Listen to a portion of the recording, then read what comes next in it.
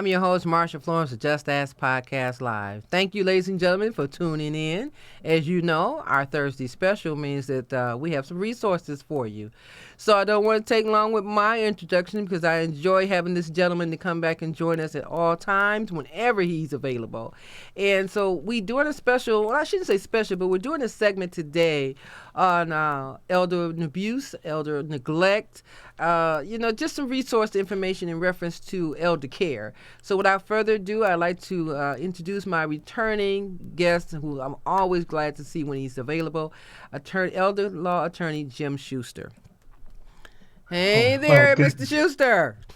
Thank you, Marcia. So good to be back with you again. Always a pleasure. Thank you so much, Jim. Thank you so much. Now, Jim, I picked up on the subject already to tell the viewers what we're going to be talking about today, because when we're going through seasons, we can see when things are happening during certain seasons that we need to pay more attention to. And it's not to say that it doesn't happen every day, but just so happens sometime around holidays, sometimes around like the COVID or anything, we have issues that somehow creep up. And there's a lot of abuse, neglect, whether it's the elderly, whether it's children, or just in general, something's going on. So I wanted to have this moment with you today to talk about elder abuse and neglect, if that's okay with you. Absolutely. Let's do it. Okay. Because what I want to say to the people is that when you least think that there's something going on, there is something going on. Yeah. Okay. So let's start off, Jim, with some of the things I've read about earlier, and I'm going to bring this statement up and try to read it to the public in reference to some information that we receive. More than 73,000 older adults in Michigan are victims of elder abuse. They experience abuse, neglect, and exploitation. The symptoms and treatment of elder abuse are complex and demand a concrete effort to tackle this often unrecognized and unreported social problem. That's why we brought together dozens of different organizations to work collaboratively in tackling the challenge. Now, with that being said, there's organizations that saying they are available out here for people to contact if you feel as though there is an abuse or neglect in the home, or in a nursing home setting, or in a assisted living setting, whatever, that you can contact these agencies and report some of the findings. Okay. So what is your take on that, Jim, about this particular cause? Well, I would say, Marcia, you're quite right, and it is grossly underappreciated. Now, let's just step back a little bit. Elder abuse is, let's say, on the an extreme end of the continuum. Neglect is a little more insidious and hard to spot. I mean, so let's just go through this. Neglect often has common features such as unkempt appearance, maybe losing weight, maybe actually having bruises, maybe from falls or whatever. Mm-hmm.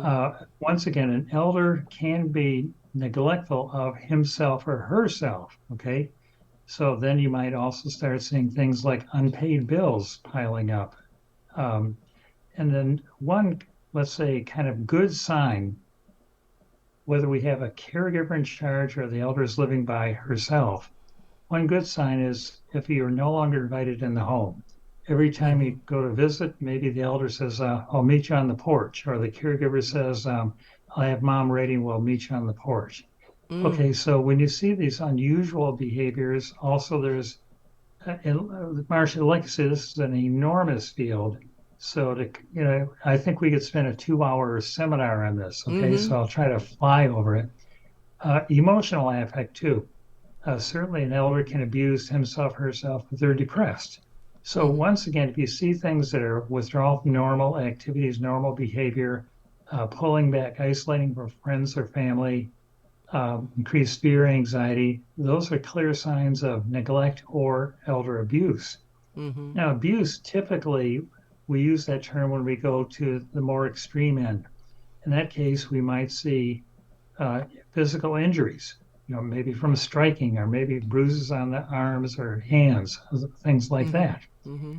The other part that we see a lot of is the financial abuse. Oh yeah. And that's where the bank account gets drawn down and drawn down and drawn down. Now, I just want to interject a point here, because a lot of your viewers are saying, well, I don't want to wait until it's so bad I have to make a call to the elder abuse hotline. What should I do? Let me just give a little tip here. If one child is taking care of all the finances of mom or dad, then there should be at least one other who can check in on the bank statements and see what's going on.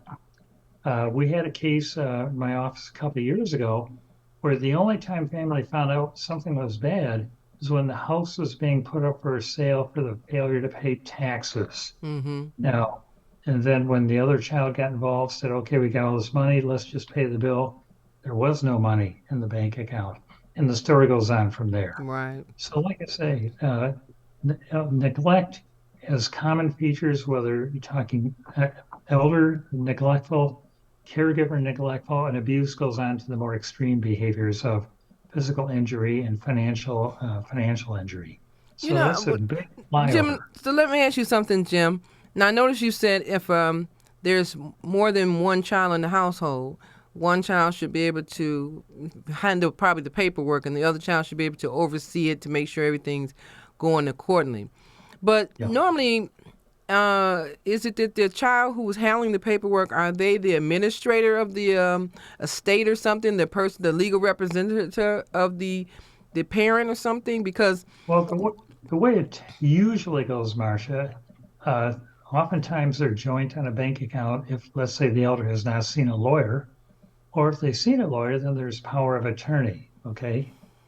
Now, so what I'm saying is, and also, of course, if there's court involved, like it gets so bad that the probate court has to appoint a guardian conservator, well, then that person acts alone and is responsible to report to the court.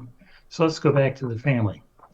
If hmm it's family, whether it's one of the children is joint in the council, she can pay mom's bills, you should still have another child being able to access the bank account online. Okay, hmm know the password and log in. If it's power of attorney, we always, in my office, we always have at least two. There's a primary and a secondary, and sometimes a third as well. hmm That way you have sort of a check and balance on the situation. That's it. Yeah, yeah. I mean, that makes sense, but a lot of people feel like, well, my son says he can handle everything, so I'm going to give it to my son.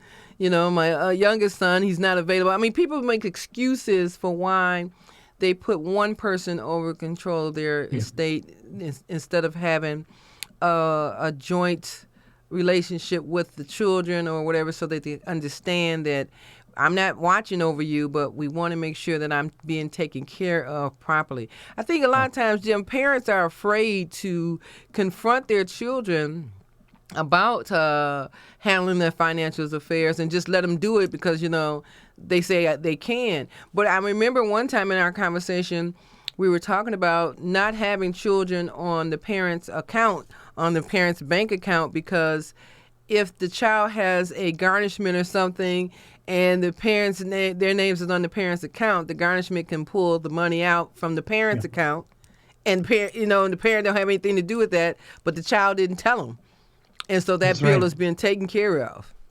So that's why we do not recommend having a child joint on your accounts with you. That exactly the scenario that can happen. Our recommendation is power of attorney, and the power of attorney form, is drawn up by a lawyer. Then you take it to the bank, and they note it, and then this way, the child is paying bills, has authority to take money out of the account, but their financial problems are not mom's financial Mm-hmm. problems. That Mm-hmm. they just have authority to access the account. Right. Right. Yeah. And what about the situation where, say for instance, what was I going to say? If the okay, if there's the parent, I mean, if there's a elderly person and they don't have anyone, but they have a caregiver, is there anything to block a caregiver from taking advantage of an elderly Well, person? the short answer is yes. The longer answer is in reality, it's difficult. We would recommend hiring a professional, which means you're talking about spending money. Mm. If we're really talking just a caregiver, and let's say we'll just say mom or the lady doesn't have the money to hire an accountant to handle the business, then I would say in that case, at least try to have somebody else, a Mm-hmm. trusted friend, maybe somebody from church, maybe somebody from the old neighborhood, or even a high school friend. After all, if there's two ladies age 84, uh, uh, they don't want to be handling each other's affairs. But on the other hand, at least they could check in and see how, their friend is doing now and then. Mm-hmm. So I'd say try to have somebody else as who can check in and check out things. Yeah, because a lot of people who say, "Well, I don't want my relatives to, handle my monies. I have a caregiver." And I have a trusted caregiver. So when they say I have a trusted caregiver who's been with them 2 or 3 years, they feel as though that caregiver is not going to do anything wrong. But that doesn't mean it's not going to happen later on down the line, That's right. especially when you find out a person has signed over their home, had that person's name on their account, the car, all kinds of things. And it seemed like the court system would have something in place that if something is changed in a person's life, within 45 days or so, it should be some type of investigation or, reconciliation method. I don't understand how the courts just say, well, her name is on there, so there's nothing we can do about it. Well, you're right, Marcia. There is a way, and the way to start an investigation is through the Department of Health and Human Services Adult Protective Services Office, Mm-hmm. and they will come out and investigate potential claims of abuse. Or, in this case, we're talking another person doing it, potential claims of abuse. So there you have the number you put up on the screen, and that would be the answer to that. Now, Okay. once again, if they find there's serious problems going on, they have the authority to file in probate court for appointment of a guardian and a conservator. A guardian makes personal decisions. The conservator handles all the financial affairs. So there is a method there. It's not the most convenient, but it's it's a safety net. Mm-hmm. Mm-hmm. Well, any safety net is better than none because there's a Yeah. lot going on and people aren't aware of who they can contact and how. And so, like the numbers we have on the screen right now, nursing home abuse, neglect, or exploitation. Jim, a lot of people in the facilities, who are saying, come get me, take me home, blah, blah, blah. They don't know that there's a phone number that can be called to have it investigated or that they can have an ombudsman step in and stop and check their records and see how long they've been there and where's the money being filtered to. Some people just, feel like this is it. Okay. Yeah. And this is where the sad part comes in. So I left the screen up here with the number, and I'm going to put it back up again in case someone missed that. But overall, it just seems like, we are not aware of all these different resources that we have. And so, like, Oh, when you come to see us, it opens a can for me. And I just want to make sure that the people who are watching the show get a chance to understand there are resources, there are contact people. And, I'm a retired social worker, and I feel as though I had to learn things that will help me in the long run, my family, and it was the services that I provided for my clients during my work with the state. So I still yeah. know what I know. So when somebody calls the Just Dance line and say, hey, things are not going right for us, I automatically go back into my social work mode and try to find that answer for them, and give them that resource. So you're a wealth of resource for me, Jim, and I appreciate that because I like for our viewers to know that there are people out there that can help support them and take some of this pressure off of them, and they don't have to go through this abuse and neglect or an exploitation without a resource to investigate it. Yeah. Now, Marcia, let's just sort of shift the location of the scenario. We've been talking about in-home abuse. Let's shift to some of the, like you said, nursing home and some of the other situations. Now, if somebody's in the hospital, which is typically short term, so it's a different character entirely, what can you do? Let's say, your patient there has been told you can't have dinner because, or you can't have your breakfast because you're going to have this exam and you have to have an empty stomach, and here you're 4 o'clock in the afternoon, and uh, mom has had no food all day long. What can you do? Well, hopefully you wouldn't wait that long. What you can do is, the usual rule in the hospital is talk to the nurse. Talk to the Mm-hmm. nurse in charge of care. Try to find out what's going on. If an aide was supposed to bring lunch and didn't, or whatever, the nurse is supposed to know that. Let's say that you're getting nowhere with a nurse, okay? And clearly you can never see the doctor. They're almost like magic. They poof and then they disappear again, at least Right. in my experience. Okay, every hospital is supposed to have a patient advocate office under the Medicare rules. For Mhm. example, I just looked up a couple. Henry Ford actually has a patient advocate office in every hospital. In Beaumont, they call it a patient experience office. But the point is, you can call it office and make a complaint and say, our rights are not being followed, Mhm. neglect is going on, Mhm. and they're supposed to get right on it. Now, that's the hospital, once again, a very short stay. When you talk about nursing home, you're typically talking longer term, and then you can develop more serious issues, such as losing weight. And then, as I always say in the nursing home, if you're losing weight, unlike other parts of life, that's not a good sign. It's a Mhm. bad sign. You shouldn't be losing weight in a nursing home. Or, if your patient always is, unclean, perhaps, hasn't had a Mhm. shower, Mhm. or the clothing is soiled and not changed, or if there's lunch sitting there over, in the corner and she can't get out of bed and get it. Once again, you can start with the nurse to find out what's going on. If the nurse isn't at all helpful, then you can go to the nursing home administrator office, in the nursing home administrator. And if they aren't helpful, then we say you can contact the long-term care ombudsman's office.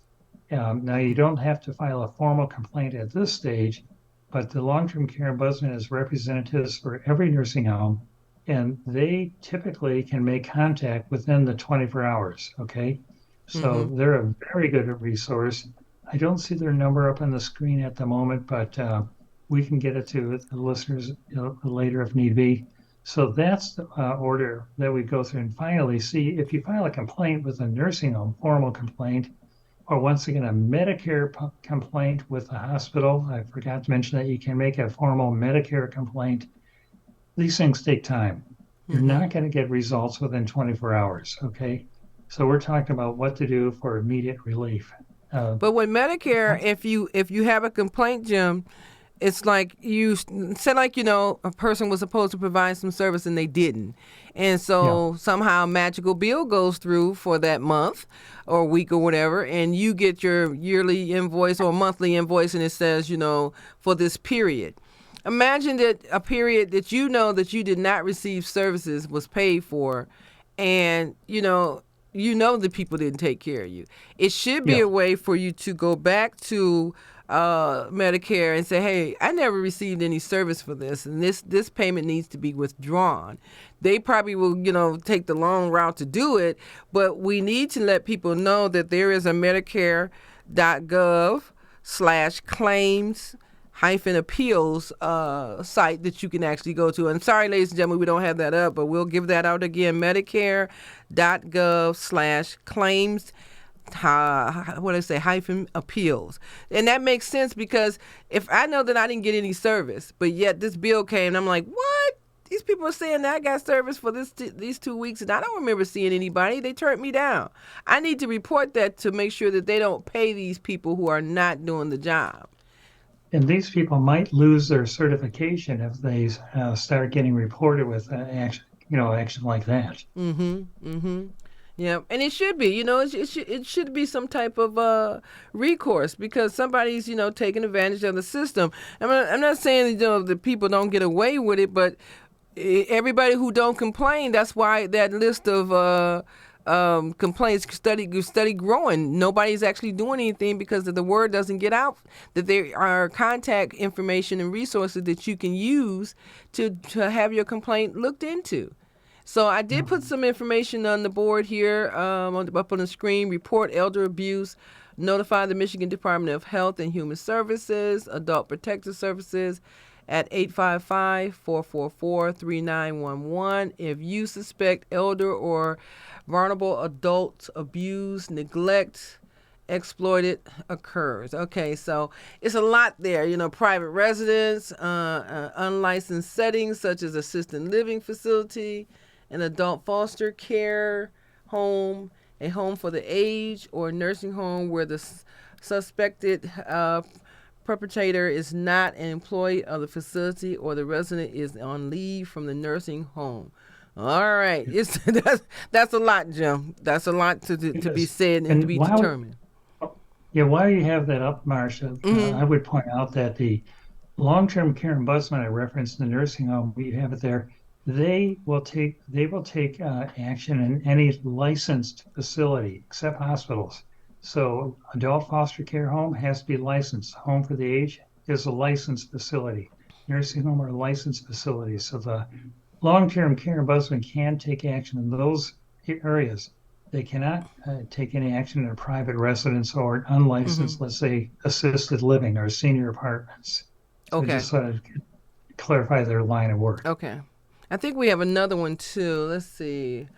Okay, so this is for people to document abuse because a lot of people are not doing that either. You know, like you said, you have bruises on a person or the house is unkept. So take photos if possible and make written statements concerning what you observe, when you observed the incident, who was present, and any further information that may be of assistance. So that's like going into somebody's house.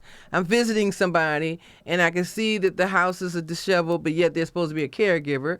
They're supposed to be taking care of this person. The person hasn't eaten. Like you said, the food may be sitting on a tray somewhere untouched.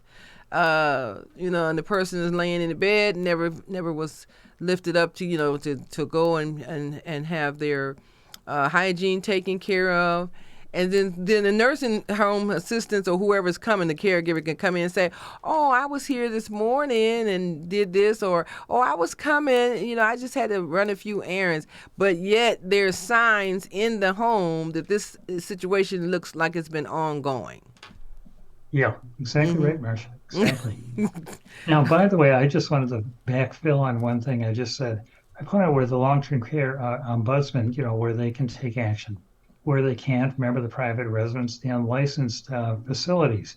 That's where you can call Adult Protective Services, and they can investigate in those situations then. Okay. And I think we have, let's see, was this the screen right here? Adult Protective Services, Michigan Department of Human. Is that the one, Jim? Okay, I'm hoping everybody get to see this screen and catch those numbers. Exactly right, Marcia. Yeah, so... And, because, Jim, we get calls here at Just Ask about things in reference to elder care. And so I wanted to shed light on the subject so people will be aware that there are things that's going on in the system and that there are people who are supposed to be able to help you resolve these issues without you being afraid or intimidated that you're going to lose your benefits or lose your rights. And that's mostly what happens. People are afraid that they're going to lose their benefits and lose their rights if they should report something. And that's, that shouldn't be that way. It never should be that way. Absolutely. Yeah. So, I hope today's subject matter that we spoke about shed light to all our viewers. And if people have questions that they want us to answer or need questions answered, they can always call us here at 1-800-323-5336, Twitter, #JustAskTalkShow, just to find out if we can help them get some of these resources, connect them with some of these resources. So Jim, is there anything we should know before we wrap? Well, one thing I would offer, if the viewers are interested, we might be able to put together all these slides of information and send it to them by email. Now, we don't have it there just yet. We don't have it ready just yet, but if people are interested, we know we gave them a lot of information all at once.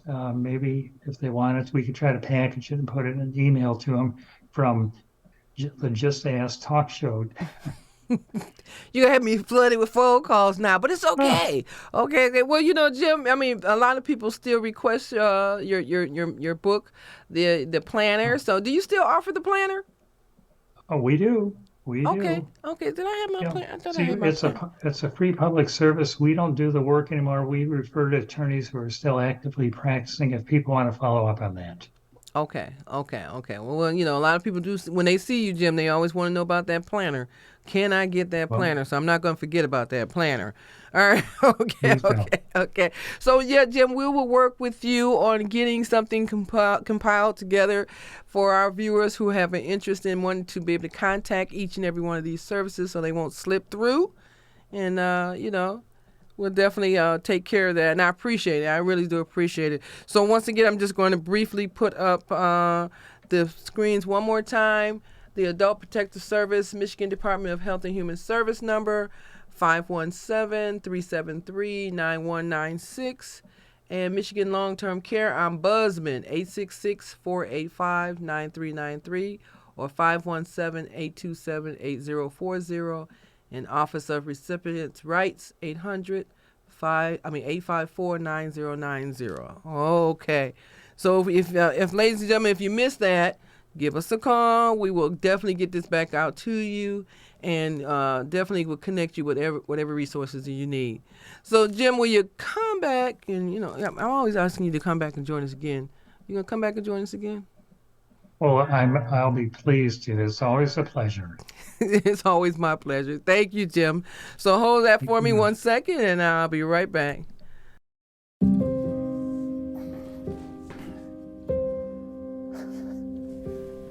You're there for them. We're here for you. Find free care guides at aarp.org/caregiving.